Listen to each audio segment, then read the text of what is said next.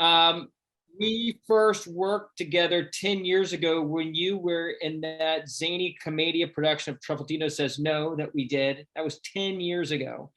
And I know, that's crazy. And you also did the choreography for Kimberly's Brownsville song that was directed by the fantastic Margot Hall. And next up, you're going to be directing the first show of our 30th anniversary season, Passing Strange. Welcome, my friend. I'm so excited to be here. Thank you. Thank you for setting this up. Nice. And as luck would have it, as good fortune would have it, we also have one of the co-creators of Passing Strange with us tonight, Stew. Welcome, Stew. Hi, how are you? Good, man. Great. I understand.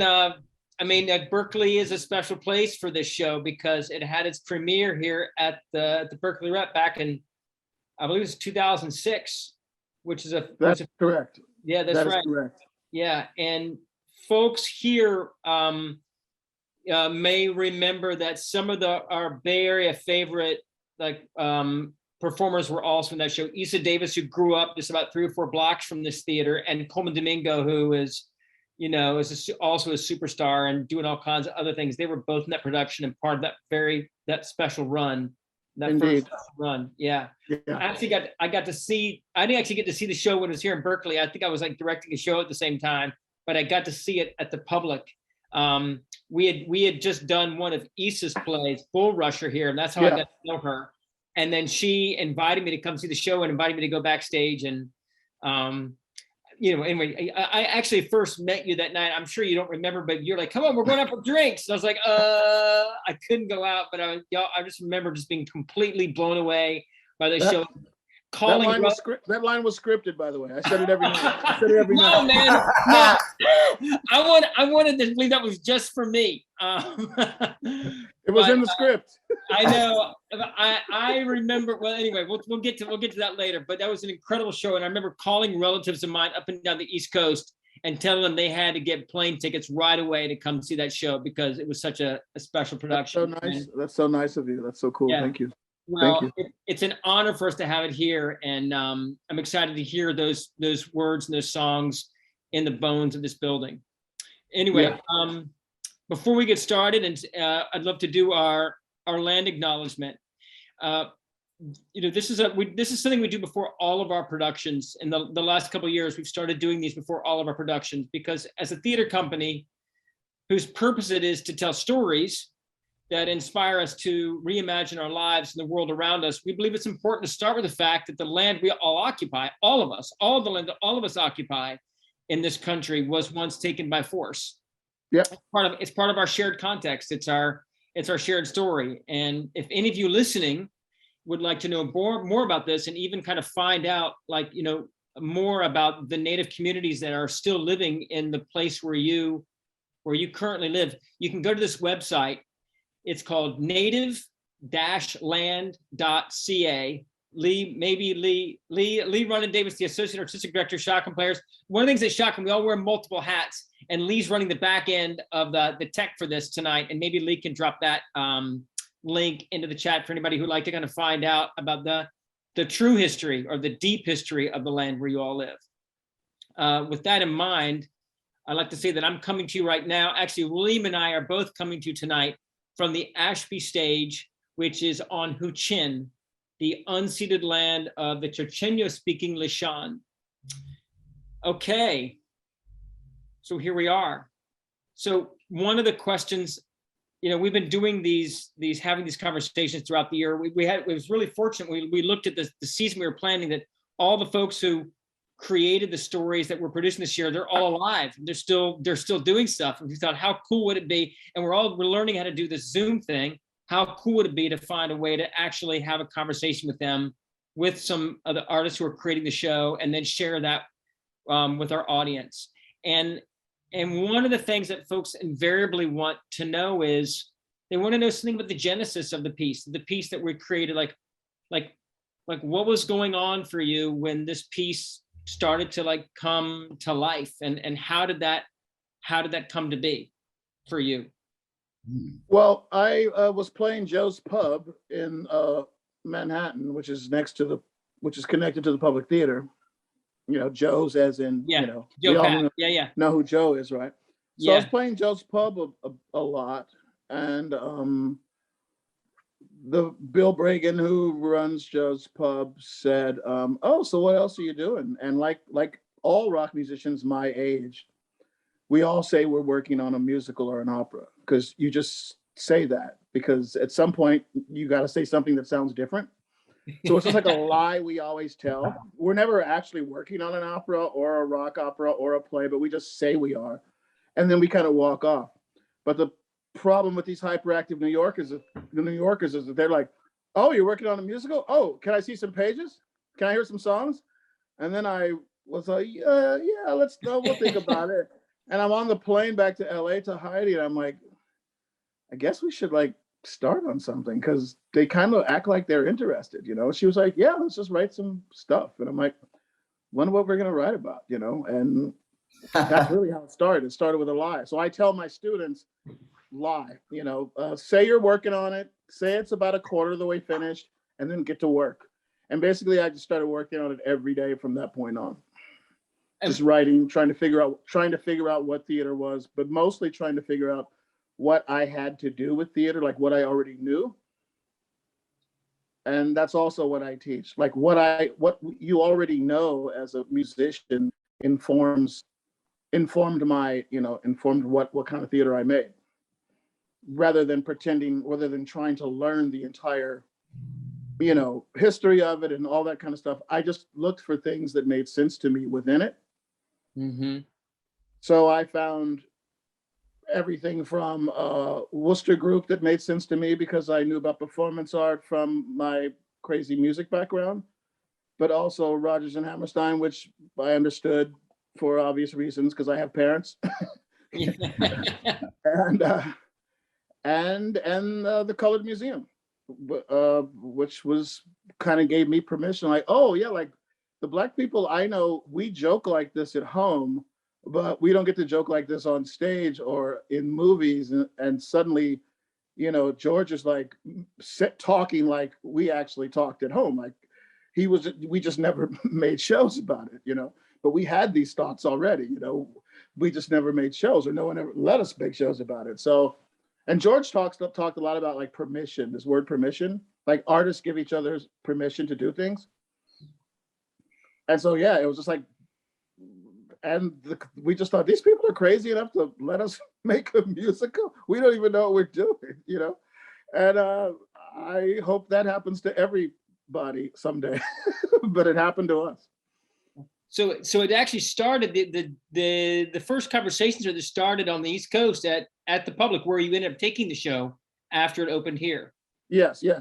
The first conversations happened at the Public, and then it was agreed that we should start in Berkeley, which made a whole ton of sense to us, because when you talked at the top about the connection to Berkeley, it's not just the connection with the where the play was built, with the foundation of the play, but also like the consciousness of this kid in the play is very much informed by the part of Passing Strange you don't get to see is the part where the kid from LA goes to the Bay Area. That's the part that we wanted to put California in it. I had all this California stuff, but we were just like, okay, this is gonna be a 6-hour play. It was already 4 hours. It felt like 4 hours when it was at Berkeley Rep. It wasn't 4 hours, but it felt like it. You know what I mean? So I'm like, yeah, and we're just like, yeah, the California stuff is just too. We had some California stuff kind of in Berkeley that was hilarious, but it was like 4 hours long, Yeah. But the atmosphere in Berkeley, what Berkeley meant to me and Heidi, who's also from LA, and what Berkeley just meant to even the New Yorkers, the hardened New Yorkers who came to Berkeley. And I remember one of my actors said, wow, like people on the street are talking about Marx. That's like people on the sidewalk, or like you just bumped into somebody and they're like, it was like, whoa, okay, this is like a different thing, this is a very different place.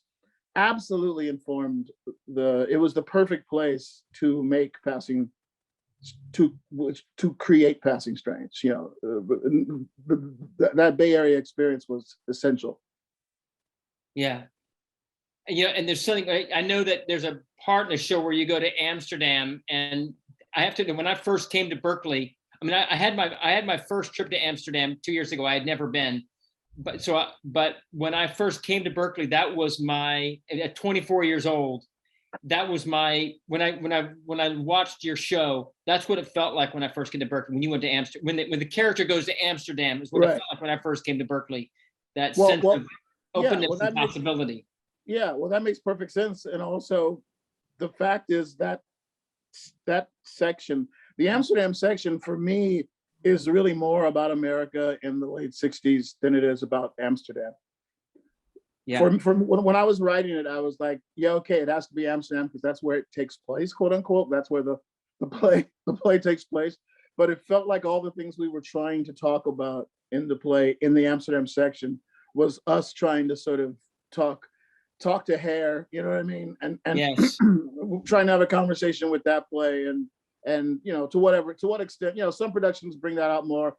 I've seen a production where they're actually very explicit, making it more America-centric than Amsterdam-centric. But whatever way you do it, it's about discovering, like you said the word possibility.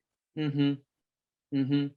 When I got there, I was just like, and I mean, the Bay and Amsterdam both. It's like I was like, oh, you can do this? Yeah. Wow, I didn't know you guys could do this. Yeah, because we weren't doing that in LA. We weren't doing it. We were not doing that.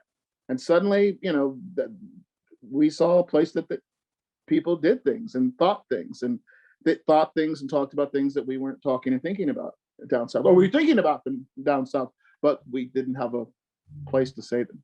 Mm-hmm. Mm-hmm. Yeah. So it was just great opportunity to be at Berkeley to be in Berkeley. We had a ball. We had too much fun. You can feel it. They put us in this one apartment building, and where were y'all staying? We were like off Shattuck, I think. Some artists, like, it was called like some artist like apartment or something. And I mean, yeah. It was awesome. It was crazy. It was very crazy. And how long were y'all here developing the piece? Oh God, I should know the answer to that question. That's why Heidi should be there. She has a better memory than me. I guess they gave us a couple of months, maybe before. It was generous. It was very generous, which is of course cool, right? You want that time. You want to be able to figure out, what you're doing, and there was all these Black folks, in the cast who were we got to know each other in Berkeley. We were oh yeah, like you were a goth in Atlanta, Georgia. Like you were the Black goth at the Black Atlanta, Georgia high school. Okay. I was the punk rock Black kid at the, we all kind of, oh, you were the one, and okay. And then we really just got to hang, What is that? Cafe Gratitude? What is that place? Oh yeah, man. I am. You guys got the gelato. You guys got the Chinese restaurants. You got the gelato on all this. We were just hanging. We were just going to bars and talking and just getting to know each other. And that's why that cast was, to me, not just because they're talented, but because we got a chance to chill. It's so hard to chill in New York. Yeah. It's so hard to chill. You don't really get to know people. You try. Yeah. I mean, I was living in New York City before I came to Berkeley, and I remember I just felt it was there one of those winters where you walk outside and you feel like your ears are going to snap off because it's so cold, and and I'm like, man, God does not want humans here.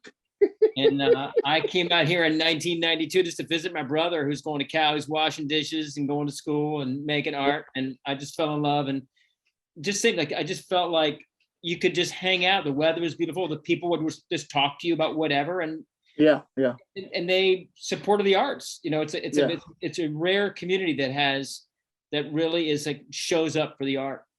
Yeah, for sure. William, what brought you to the Bay? To the Bay specifically? I think kind of what you're talking about, Stu, like this, the show goes into like a counter-Black cultural experience. Yes. And I was looking for that, and I that was offered to me just so freely in the Bay in a way I'd never felt in LA, in Central California, anywhere. Okay.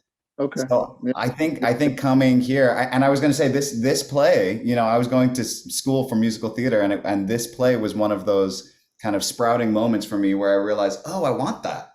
I Yeah. Yeah. I'm Wow. different. Cool. Cool. Cool. I don't have to do That's Oklahoma my whole career.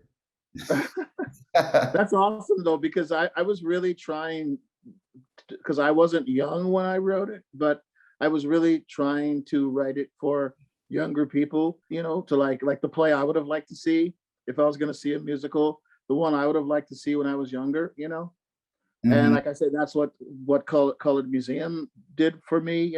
When I read it, I just read it. I never seen it. I just read it in New York. But yeah, I was wanting young people to sort of feel it in some way. So I tried to make that happen. Well, and as a young person, I was really privileged. I had access to a lot of Black characters and Black shows, but there was something about this show that was for the Black experience. There was such a nuanced conversation in there that it really did reveal more about my Blackness and my artistry from watching that conversation. Cool, cool, cool. That's great. That's great. That's cool. I love Yeah. that part. Oh, sorry, go No, ahead. you go, please go. Where he's like, there's just kind of a juxtaposition against not being Black enough for Black Yeah, people. And yeah, yeah. watching that with my students, it's so funny how ubiquitous that experience is. You Yes, think that yes, that's yeah, like just the outlier, but so many of us are like, what is this monolith of Blackness? So yes. watching this Spike Lee's version on Netflix as like a 19-year-old, um, it changed me. It changed what my art could be. That's cool. That's cool. That's great to hear. No, I think the funny thing is that the thing about, because that was a big deal in the theater when that would happen, the whole like proving how if you were Black enough or what have you. And the thing is, what I got, because the beauty of theaters, you get to do it, and then you go outside, and then people talk to you on the sidewalk. And the funny thing is, everybody, first I thought, okay, maybe this is just like the crazy weird kid that grew up with rock and roll and was middle class and grew up in a white neighborhood. But I would have people that were like straight up from the hood saying, we were going through this exact thing. We Hmm. were often had to perform a certain kind of Blackness. We were not just code switching in the white world, we were code switching within our own worlds. I did not know that until this play happened. Well, and I'm saying in terms of race, but I also, it's something you're bringing up is this like counterculture that is the Yeah, through line, is also about gender, is also about all of totally, these totally, pressures to totally, be a certain thing. totally. Maybe Gen Z has the language to really dissect, but I didn't in No, I 2006. hear you. I hear that. Yeah, I hear that. I hear that. I hear that. Because I'm a It's free, going to be interesting to see how this feels these days.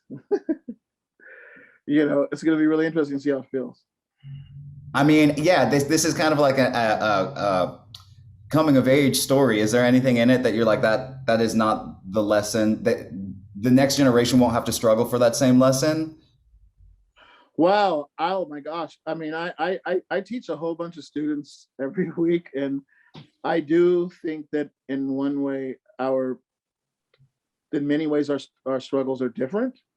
Hmm. But I think the one thing that I think the play points to, and my students seem to respond to, is that really trying to get to the core of what you are all about is still going to be essential. Like differentiating between the static around you and what parts of that static correspond with something that's true to you or not. And so I'm always playing with this idea with my students of like, I some people who are very deeply political think this is the wrong way to think, but I feel like artists are just more power to an artist if they can be fully political in a political activist kind of way. I think that's fantastic. There's a lot of great ones, right? But I do feel in some way that we are storytellers, we are observers in some way. Uh, that's just kind of what happens because most people don't write things down.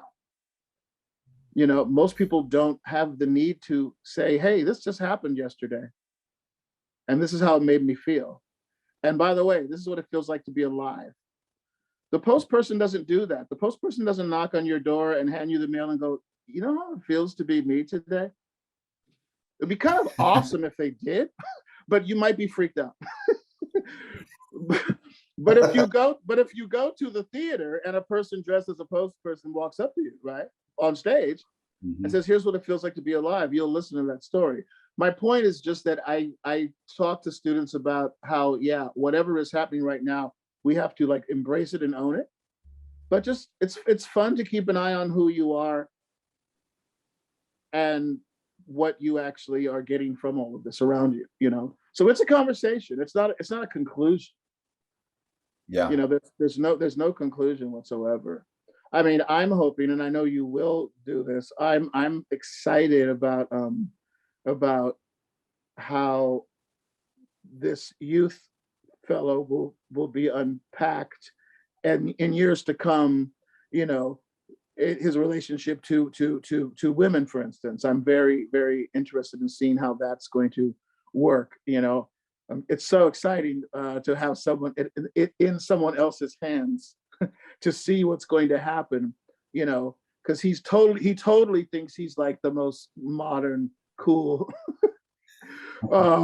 actualized man. You know, and actually he's so connected to the things at the age of his father and the age of his grandfather. You know what I mean? He's so that I'm a man and I've got a vision, you know. Yeah. It's almost like emotionally colonialist in some way, you know. It's like it's like I'm gonna conquer everything, you know. You know, maybe I don't have a gun, but you know, I'm gonna do it with my pen. You know, I'm gonna artistically, you know, sort of like stake out this ground. You know what I mean? And conquer it and take it over. I'm super interested in how that's going to look and how artists like you are going to mess with that. You know what I mean? And view all that. I'm excited about it. I am floored by the term emotionally colonialist. I need to become one of those writers, you know, one of those critical writers that everybody's scared of, you know. That describes a few men. No, but I mean, like you know, you see it when you're. I mean, the way sexism operates, you know, it's the same way white supremacy operates. You know, often it's the scariest aspects of it operate invisibly. You know, so like I am a person who has always collaborated closely with women. For instance, I've in bands and theater. Always, my main feedback people have always been women, right? So, in one way, I'm working with women and felt very conscious of all of that stuff. But in the same way, the work that came out is still very, you know, hetero, you know, normative, you know, stuff that fortunately, I think we have enough characters and enough potential for a loosening of the text, you know, to loosen things up, you know. So it looks this way. Spike, I did this thing, Annie did this thing, Heidi did this thing, Spike did this thing, but other people do it, and it's always different. There's room, you know. Mm-hmm. I feel like there's room. It's not like Neil Simon. You know, there's a lot of room. You know? Thank God. There's a whole bunch of room for people to put their stank on it. You know what I mean? And it needs it. Well, and I like before concept and different performances stuff, I just felt that with the writing. Like, I am not a musician, I am an artist, but I just saw myself in this. And as a queer person, you know, I there was a lesson in here that I took away, you know, because all of those communities have the same issues of internalized whiteness, internalized misogyny. Yeah. I mean, I hope it's clear in the play, but if it had been a movie, we could have done more with it. But you know, this kid, and I say this kid in the play because it's me, but it's also a lot of other people. Mm. But like, he's totally, the world is opened up for him completely by the gay members of his church. Like, period. Like, he totally thought he was the peak of alienation and loneliness and outcastness, you know. And when I figured out what was going on with the gay folks in my church who literally took me, like we were in the youth choir, and they were literally like, this is exactly what's going on here in this church, like the dynamics of the church. You know, they were aware of it because they had to navigate it. I wasn't really having to navigate it, but they had to do this very complicated dance, you know, because they're very active in the church, but also you can't bring boyfriends around. So it's like, I'm active, but I'm going to be here, but I'm not. And it was just like, oh my God. And you're like 17, you know, and you're like navigating all this heavy stuff that I'm like, it made my life look like a cakewalk. And I thought I was like, woe is me. And I was like, oh no, you guys are actually like, this shit is crazy. Like this is more than a handful, right? Yeah. So yeah, that's a huge part of the play, that what this kid along the way learns, and again, yeah, it's just the inner stuff, you know. We're always, the narrative is always, and I completely understand it. The narrative is quite often what the world has done, what the outer world has done to us. And I get that. It's happening every day. I totally understand that. But there also have to be stories about what we are doing to each other. Yeah. Simple as that. There's no reason why it can't be both. We can have both, you know, and we can have combinations, and we can also have versions which explain maybe why we do certain things to each other is because of what the outside world, you know, is doing to us. So I think these are just all wonderful things to talk about, you know, all the time, forever. You know? Yeah, I watched the filmed version again last night, and I had a good cry, and I had to call my mom this morning, and you know, felt all of these hard things you're talking about. But it strikes me that after seeing this for like, you know, 40 times, I still have such a good time. And I wonder if you have any thoughts about like the way we make theater, the way we produce theater, coming from a different background. There's something about the rock nature of this that I'm like, ooh, make me cry because I'm having such a good time that Yeah. I don't always feel in the theater. I think it's because rock music is what's called rock music is trying to do nothing else except be as much like the Black church as possible. That's all rock and roll is. Ultimately, the experience you want to have where people are losing it, and people give themselves an audience and performer, become one, and people have an experience. That's just what, you know, we call church. That's all I know how to do. I don't know how to construct a plot to save my life. Yeah. But I do know how to make church happen. Yeah. And so that's what we were just kind of trying to do, is see where we could sort of make that happen. But the structure of Passing Strange, for me, I mean, I don't know if we ended up executing it exactly like this, but to me, it was always the structure that a concert and a Baptist preacher sort of Sunday morning kind of follow the same sort of pattern, you know, these peaks and valleys. I'm gonna break it down, I'm gonna bring it up, you know, and then I'm gonna drive it home at the end. It's just, you know, it's been going on forever, right? But that's what rock and roll is trying to do. I don't know always what musical theater is trying to do. I think it tries to do really interesting things, and I think about this all the time because my students are very musical theater oriented, and I'm always trying to pull them towards what I know, but they pull me towards what they know as well. But I think theater does amazing things for me, especially language-wise. The things I'm able to say that I can't say maybe at a rock show. You know, although I am saying them now that I've been in theater, I bring that aesthetic to the rock show now. Yeah, exactly. But no, the things I learned in theater, which we don't do in rock and roll, or you know, it's a multitude of things, right? But yeah, that joyful thing, if I could put words in your mouth, that good time, yeah, that's just church. That's just Sunday morning. That's all this kid actually knows. He thinks he's into avant-garde shit. He thinks he's into, you know, French music. He thinks he's into all these things, and he is. But at the end of the day, he really wants to get the Holy Ghost going. You know, he wants to get the party started. You know, the spiritual party. You know, he really does. Transcendence. You know, Real. And so yeah,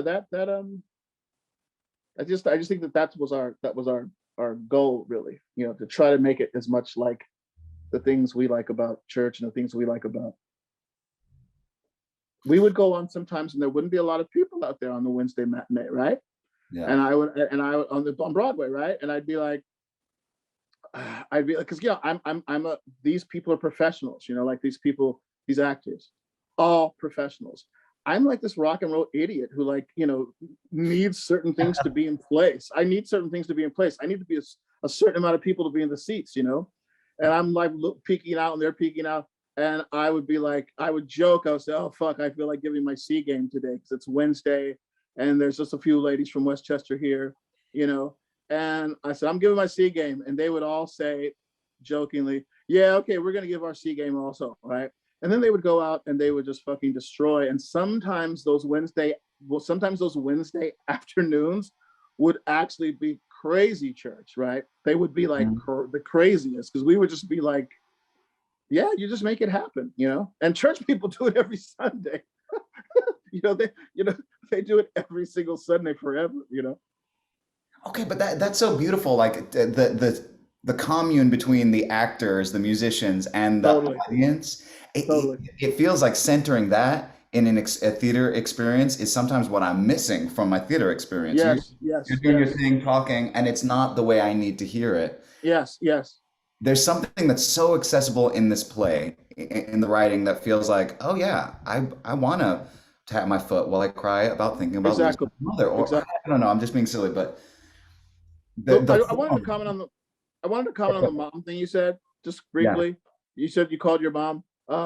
When we made the play, we thought it was all about identity and alienation and race and da-da-da-da. And then when we would walk up, people were like, we would see people on the street that I got to call my mom now. And at first I was kind of like, wait, I made this like intellectual masterpiece, all these heavy ideas. And like, what did you just say?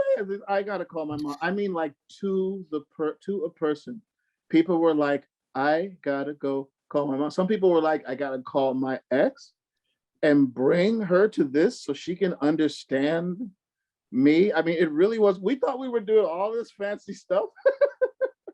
And I'm not saying we weren't, but at the end of the day, I swear to you, we were not ready for people to come away so emotional. We were so not ready. That's why I tell my students, they call it play WRIGHT. It's a machine. It's this big thing. You don't always know what it's doing. I mean, You have to know. You have to know with your job. But I didn't always know how it was operating. I was stunned when people were having these highly emotional responses. I didn't plan that. You know what I mean? I wasn't trying to manipulate that at all. Mm-hmm. That was them. That was them seeing something that we presented, but we didn't know what we were doing. We really didn't. I mean, I'm glad it happened, I mean, part of it for me, I saw a map of my own life about achieving this one thing, my work, my art, struggling so hard. Right. And then that last gesture just forces me to realize, like, what the fuck do you really believe? Call your mom. Right. What is real? What is the real? Right. I think it's so important what you said, though, about that audience and performer and audience connection. I think that's always, Bill T. Jones saw the show first time, and he was just like, he goes, I just wanted to get up and dance all the time. And okay, Bill T. Jones is Bill T. Jones, obviously, so of course he wants to, but why wasn't everybody getting up, And then if you'll notice in Fela, they have a moment in Fela where they urge people, but he was like, yo, I mean, I just wanted to get up all the time. And I was wondering why people weren't getting up. I'm like, yo, Bill, it's theater. Folks don't get up all the time, So, but yeah, it's something to explore, right? It's totally something to explore. Folks don't get up even if they're feeling that they want to get up. Right. It's so different. William, I mean, so you might not know this, but our theater was a church. This is a lot of theaters were originally churches, but there's been a church on this site for over 100 years. This building was built in 60. It was a Black Baptist church. Wow. And, Wow. I know. So it's like in the, you know, Oh, that's Yeah. great. and we That's got, great. the pews from that church are this, or the, where people sit in church pews Oh my in the God. audience. Wow, So, wow. I That's mean, awesome. maybe that's one of those things is that, you know, That's awesome. we create that permission somehow in That's the awesome. production. No, that's awesome. That's awesome. That's awesome. Wow, that's fantastic to hear. Yeah. Every now and again, I'll meet somebody, you know, a guy will come by and make a delivery. He goes, I was baptized in this church, or I used Oh, to, I uh-huh. came to my grandmother's funeral was at this church. Like, I mean, Wow. it's a place that a lot of folks, we have some folks who come to see the shows here who used to come here when it was a church. Yeah. Well, And we actually, the baptismal font is still, it's like upstage left, you know, kind of okay. behind them. Okay. No, that's amazing. That's amazing. Yeah. So, but you can feel it. I mean, you can feel that it's alive in the building, you know, all those sermons, all those, you know, Yeah. people No, that's singing in this fantastic. building. It's in the bones of this building. That's great. That's You great. know what? There's like this ribbing, this architectural aspect to the church in there. And whenever I see a show here, I always think of like whale bones, like I'm in Jonah's whale on this experience. Wow. Wow. It's random, but I kind of always have that little imagination journey. That's cool. That's cool. That's cool. You know, when you were talking about just, my experience when I went there was also feeling just sort of like explosive joy. And I think when you do a show like that, that really just taps into somebody's just core, I mean, it felt like an emotional catharsis for me. And when you have that kind of catharsis, I was one of those people that was dancing. And I know you said you called out people all the time, but you were like, and that white guy up there, it feels all right. It's all right. No, I did that. And I was like, he saw it. It was right at the end, and I just got up. I didn't give a shit. I was like, I'm getting up. I told. And by the way, I was joking when I said it was scripted. What I meant was we looked for any excuse to drink every night. that was me trying to be funny. But I had no idea to expect that I was going to expect that. But they overcame me. And I think when that kind of experience happens, and we just dream that we can do that for our audience. That our audience is going to be touched so deeply by something. They're going to have some kind of catharsis. And when you do that, it makes you want to kind of get back to like your core thing and whatever that core need is for you. And a lot of times that core need is to reconnect with that parent or that loved one that you have lost touch with, or you sure connect with.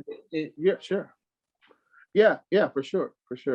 When you talk about catharsis, it's interesting because when I was trying to learn about theater, I really was trying, folks, you know, along the way, you know, the public sent us to Sundance a couple of times, and we were just talking to amazing people at the Sundance Institute, you know, 3 weeks where they sent you there. And, you know, I had like, you know, I said something one night about all these rules and stuff.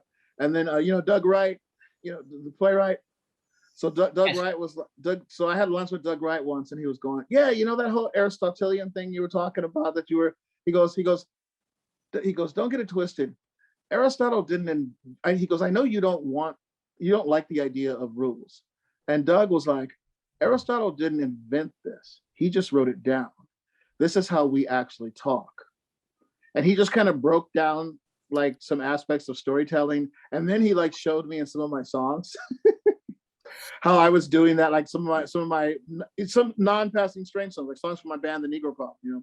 And so it was like so cool, right? To get that piece of information that the rules are sometimes just some stuff that we all invented, and then somebody wrote it down and made it look like a rule, but it's really just how we roll. It's how we storytell a lot of these things, right? But one of the big things was this issue of catharsis. And it was like, it occurred to me because I kept comparing, like, okay, in theater, the character's supposed to go through all this stuff, and everybody was complaining that the youth wasn't going through enough stuff. And I was like, yeah, but the concert model is like, Bob Dylan doesn't really go through changes. He sings about them, but he doesn't really go through changes, but he wants you to go through the changes. Yes, you know, yes. You know, so the catharsis thing, because Bob Dylan, he's singing a series of songs. You know, Marvin Gaye is singing a series of songs that he embodies, right? But it's not like Marvin Gaye, the performer, he's doing a show. But within that show, that whole collection of songs, you are ideally supposed to come out, you know, in another place, you know, having experienced those. So I was always like, yeah, okay, well, you know, I know I could give the youth some more drama maybe here and there, but that all felt like very, very tacked on, very, you know, so I just kind of left it as it was. But we definitely wanted audience members, you know, to feel something, you know. We just didn't know how much they were gonna, we had no idea how much they were gonna feel. You know, we just wanted them to see things that we were noticing, that all those folks on stage actually were noticing throughout their lives. And just because everybody in the play was like, yep, like, well, that's another thing, man. A playwright is like, if you can have everybody who's signed on, like if everybody on that stage is signed on, like, yeah, we are, you can just, that's like a motor that can't be stopped. When everybody's just like, yeah, you know, I mean, like, I am behind this. I know exactly what you are talking about. That is a wonderful thing. And I do think this play kind of does that with a lot of casts that it has. You know, it kind of, when you sign on, so to speak, you're signing on to something a little bit more maybe than a play. You're signing on to like an acknowledgement of your own existence that you haven't seen reflected enough. Ooh. You know, they were just all like, are you really saying this? The actors would sometimes be like, whoa, are we gonna really do this? Cool, you know what I mean? I was just like, yeah, whatever. I don't know. I they can always stop rehearsal. You know?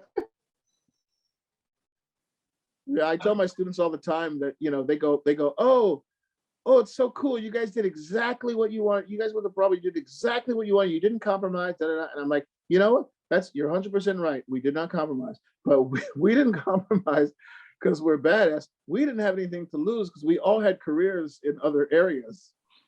Like I, you know, me and Heidi were a band, right? So we were doing this theater thing. And it was like, this is awesome. This is great. But we weren't going to change the play because they wanted it, because we were like, yo, we might never pass this way again. So let's just do it exactly how we want to do it.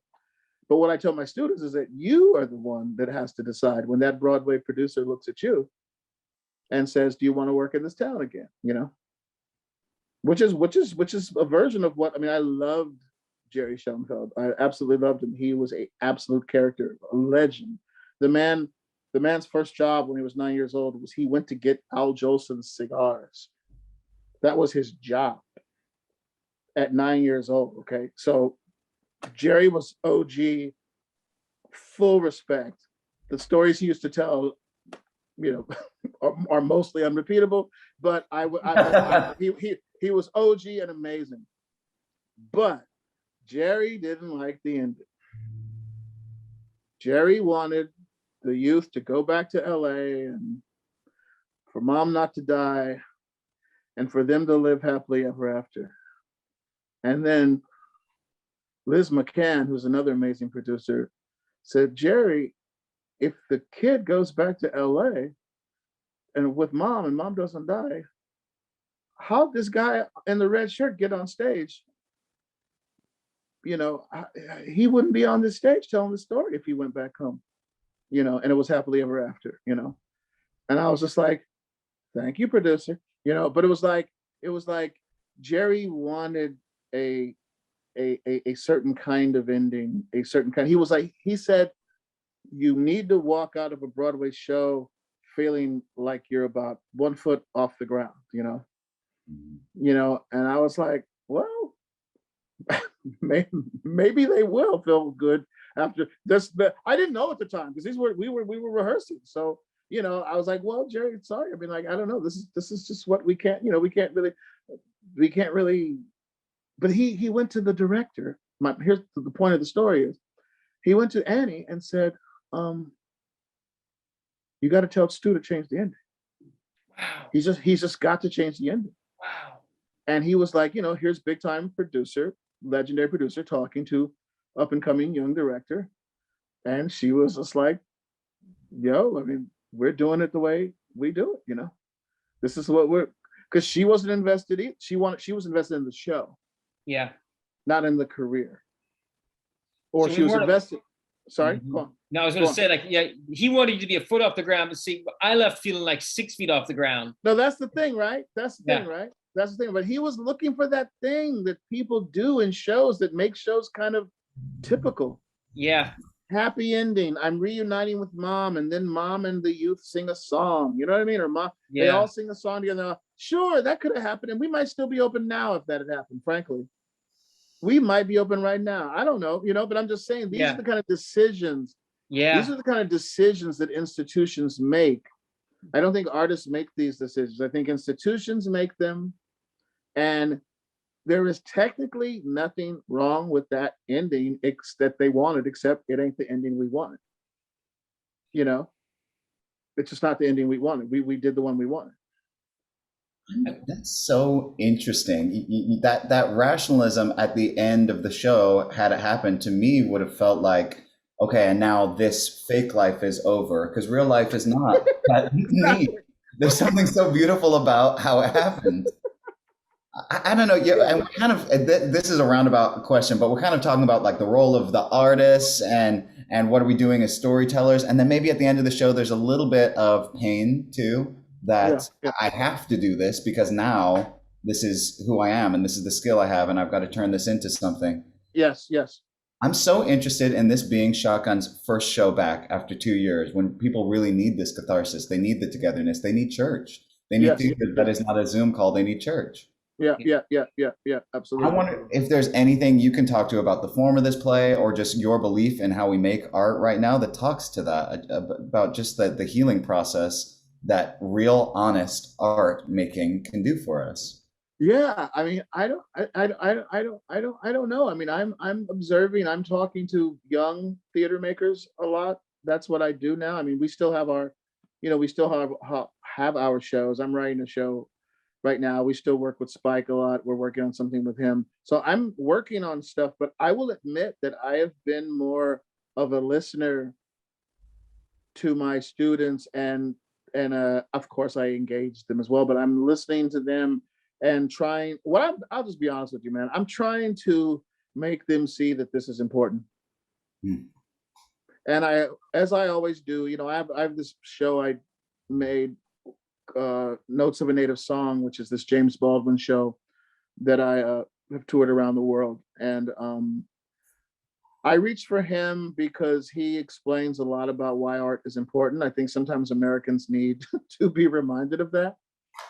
Yeah. And that it is a necessity. A lot of people really look at you crazy when you say that, but it actually is. We need these stories. We need these stories to keep our heads about us. We need these stories to help us see. I'm not telling you guys anything you don't know, but you do know that there are a whole bunch of people out there that think this is extra. Yeah. They think this is extra. This is the fun. This is all we have. I tell people, I say, you think art is extra? I go, okay, I'm gonna take all your radio, all your podcasts, I'm gonna take all your shit away from you and watch you go absolutely out of your mind in 24 hours. Yeah. Come on. I'm gonna take it all away. I'm gonna take all the creativity away. You're gonna wear some shit that looks really lame. You know what I mean? All your designer shit, you gotta let it go. Everything that was ever designed, you gotta not wear that. I'm gonna take all your music and you are going to lose your mind. Don't tell me you can live without creativity. Oh, I'm gonna take the food away too. We're gonna eat some. Ain't no creative cooks. We're gonna have some. Right. Exactly. So if you don't think we can, and we don't even have to talk about science, right? Which is also another form of creativity. So I'm just saying, all these people, my students, I have to do a lot of talking because their parents have told them, okay, I'm gonna let you do this theater thing for a few years and then we're gonna get real, right? Or I don't know what the hell you're doing with this theater thing. And I'm like, no, this is important. This is important. The work that our friends, the Medici, paid for is alive and well. They knew in order to live forever, being rich wasn't enough. Mm-hmm. They had to put money into that art. They had to put money into that brazen architecture. The art lasts. It just does. I mean, we got the proof of it everywhere. People are like, art doesn't matter. Let me put on my Beatles now. Art doesn't matter. Let me pick up this book now that changed my life. Mm-hmm. Art doesn't matter. Let me go see Hamilton. But art doesn't matter really. They will say that to the end. I'm telling you, that's my campaign, really. That's my campaign, just to get them to see this is a necessity that you are literally living off of on a daily basis and surviving because of. Like you are actually surviving because of. And I don't know what happened that made us not know that, but that's basically my big sermon for my students. I love that. So I guess when you were asking about what to do now, I just feel like that's kind of, at least, I mean, what I'm performing this year is I performed about 4 times, and I don't have to tell you guys. You guys know it's been crazy. It's been moving, right? Yeah. It's been we've sort of like, oh yeah, right. We knew this was powerful, but wow, we haven't done it for a while, and now we can really feel how powerful it is. I mean, I hope, if anything, I hope that this madness that has happened to us, I hope for a minute or two, it makes us appreciate it more. I hope, right. I really hope so. I really hope so. We can be so forgetful, So Yeah, already. I mean, and then the reason that, I think we kind of knew that. That's the reason we wanted this to be our first show back, because we feel like this is the experience that is going to like remind people of why they go to the theater, like why theater is important for them, why art is important for them, why music is important for them, why storytelling is important for them. Awesome. Why catharsis, like it's not just like it's also like it physically changes you. I mean, when you are like purged of like emotional stuff you're holding on to that's fucking up all kinds of things with your body. Absolutely. I was reading, the Greeks used to prescribe people going to like see like tragedies just so they could like purge emotional things to deal That's with so their health. interesting. Oh my God, I didn't know. Yeah. I didn't know that. It's almost like to kind of like to purge. That's so interesting. Wow. Yeah. I love it. I can't believe that we are out of fucking time, and I had like 40 questions I wanted to ask you and all kinds of other things that folks were like, I've been sending me. I have one quick thing about the show while I've got you here, Stu, and I want to get you out of here too. We have to. We're bringing you out. I already talked to Heidi today. Okay, good. We're going to bring you and Heidi out here, and the 11-year-old. And the 11-year-old. No, we are coming. There is no way we are missing this. You kidding? Nice. No. Nice. We got to go back to. I'm not sure if Cafe Gratitude is still there, but we'll find you something else. We'll find some. Something crunchy. We'll walk around. Oh man. So folks, I'm really sorry for. There was one question that somebody asked me that I wanted us to put out there. The all right reprise, which is a thing that kind of like, when I saw the film, it really that's where it really shook me. And someone was saying that was not in the, is that something you brought back for the film? Was that in the, that is absolutely Spike Lee's idea. Yeah. Which was a brilliant one. How do you feel about people doing that in future productions? You okay with that? Oh, I think it's a brilliant idea. Okay, great. That's where we're going to get people up and out of their pews. I think. Pews. Yeah.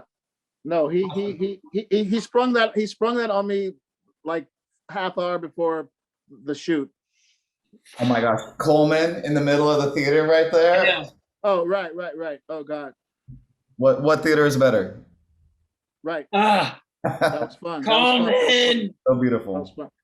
Every now and again, I send him a little email just to remind him, just like how, he's doing all this Walking Dead stuff now. Like, but man, when you were in that show, there was nothing. Oh yeah. I can't believe it. So what? We stop at 10. We stop at 9. Okay, well, we're done. Okay, we're done. Thanks, folks, for hanging out. That was amazing. I cannot wait to hang with you guys. I cannot wait to get out there. We got to talk about this. Yeah, we'll work it out. Great. Remind. Oh yeah. Anyway, okay. Thank you so much, Stu. Thank you so much. All right. Take care, folks. Big thanks. Bye. Take care. Peace be with. Yeah. I'll see you in the other room. See you, folks.